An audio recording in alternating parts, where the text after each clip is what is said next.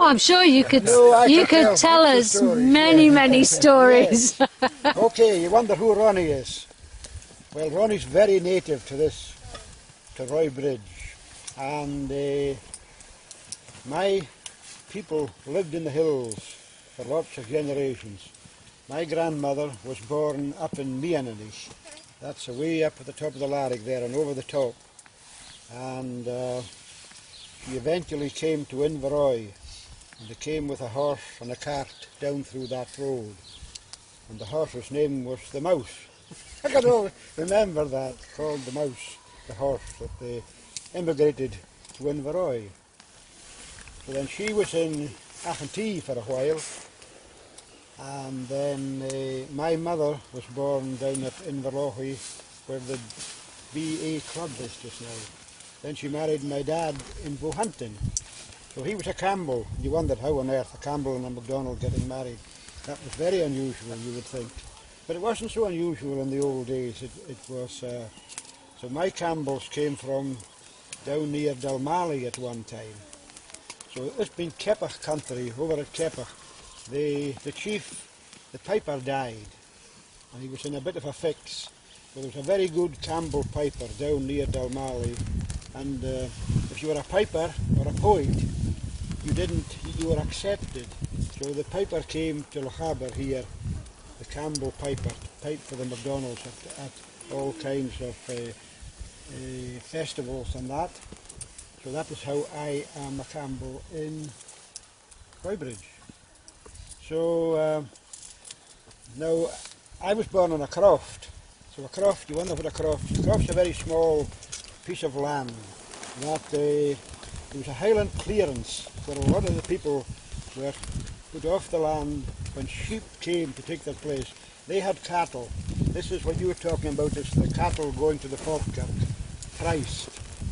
So when you see big lorries going past on the road nowadays with big decks, that's the way the cattle go now, but they walked to Falkirk and Carlisle in the old days. There was one lady in Bohanton, she was called Little Kate, and her father was a drover, and he bought up all the cattle of the people and he took them to Carlisle to be sold. And while he was at Carlisle he died. But the cattle were sold and the money was in a bank in Carlisle.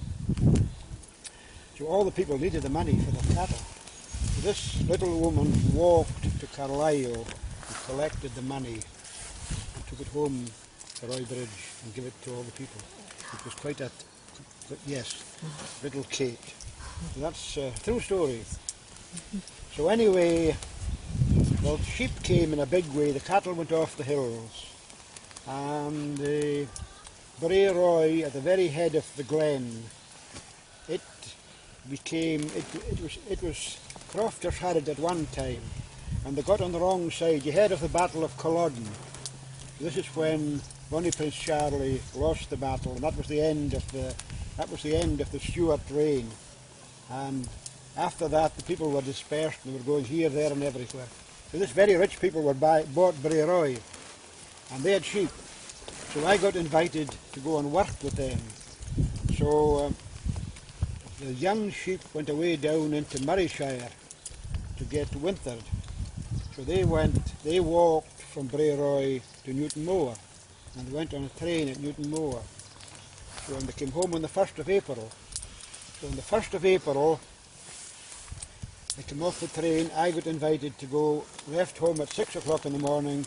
I had 2 dogs, and 400 hogs came off the train at Newton Moor station.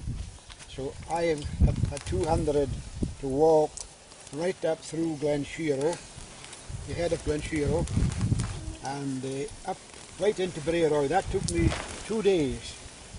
There was a place called Garva Moor, so I stayed in Garva Moor for the first night and then set off for Bray Roy the next morning. So that was, then the next year the lorries started coming, and that's how I'm the last person. The person who was with me, he's passed on, Duncan MacDonald. So I'm the last person to have done that. So the television got a hold of this, and they asked me to do something on the television to explain this. And when they get very, very scarce of stories, they take me out now and again to say, this is the brass drover.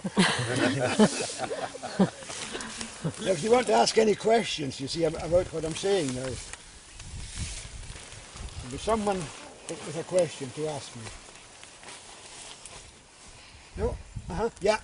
Did you take food with you on that big walk?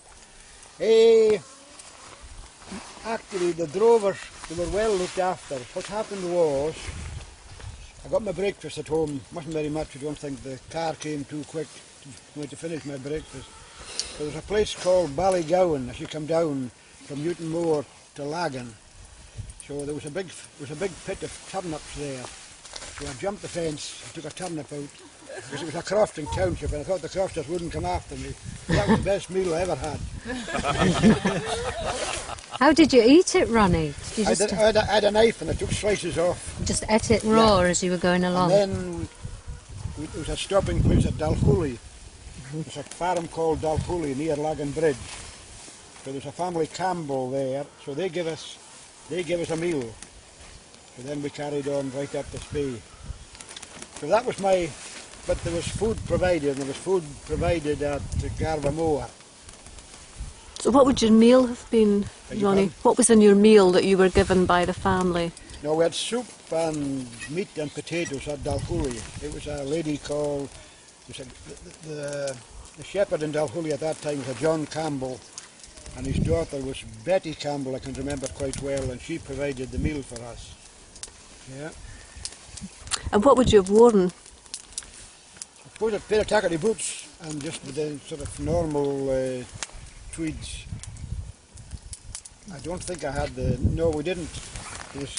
We didn't have the old type of clothing. We were sort of modern type of clothing. Just So if it poured with rain, you just got wet? Just got wet and kept going, yeah.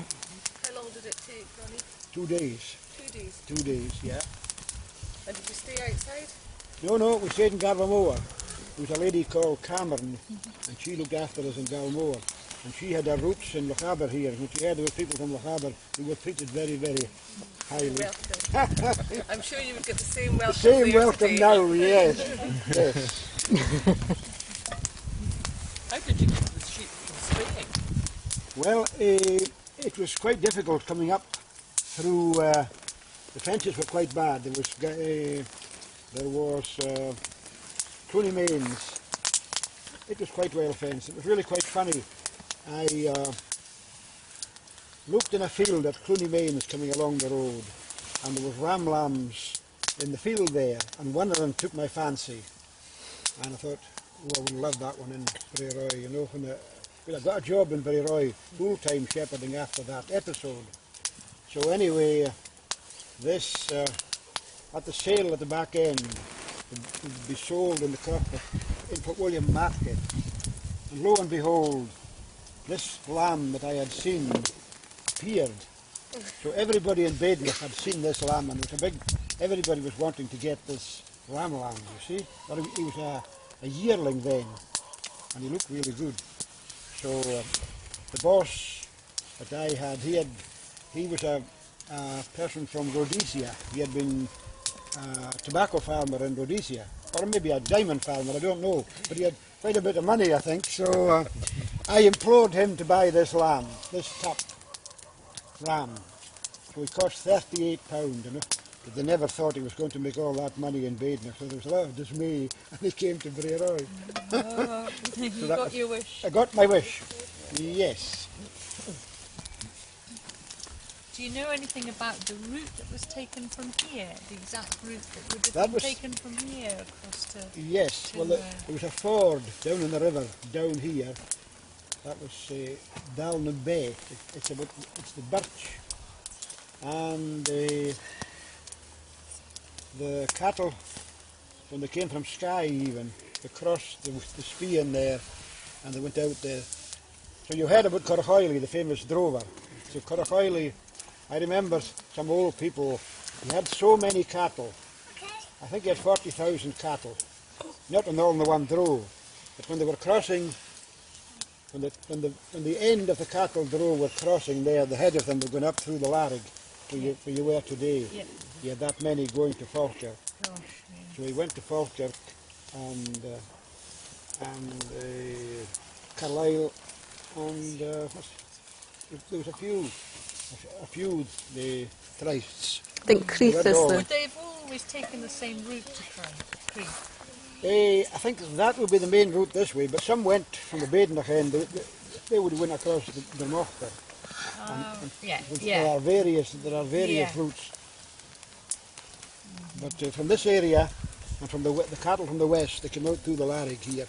This was a very famous route.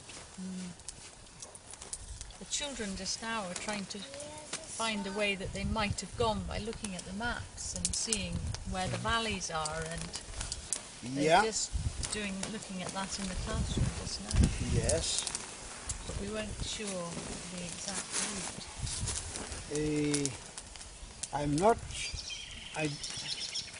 They might have went that side of the Larrig Burn. And I couldn't Where see. they got when they got to the bothy at the top there. There's two valleys they could have got.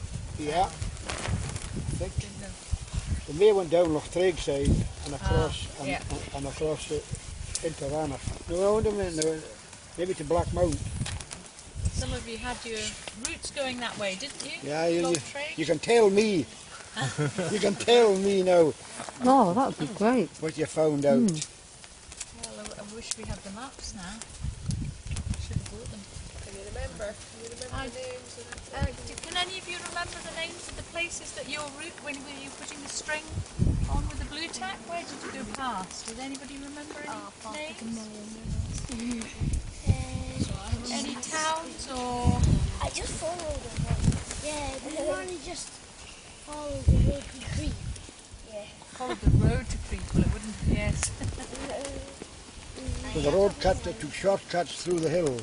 It didn't follow the road where it is at the moment. So they took a more direct route.